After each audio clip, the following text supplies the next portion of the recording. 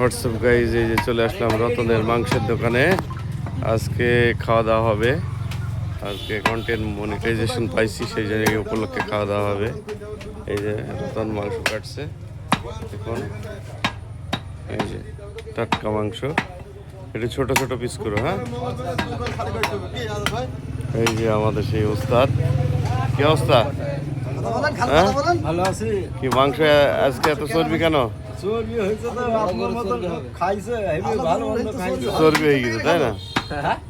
ভালো করে হয়েছে সর ভাই, বুঝছেন না কেন? ভালো মন্দ খাইছে গরুকে।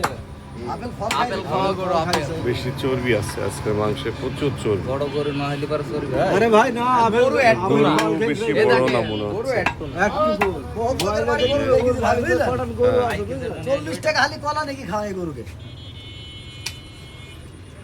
শুধু চর্বি, রতনের মাংসে শুধু চর্বি। আরে খালি গোশ আর চর্বি। বড্ডির গুলা নষ্ট হইছে।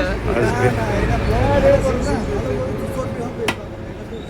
এই যে হে বগা ভাইও আছে, বগা ভাইয়ের আজকে চর্বি কম। গাই গরু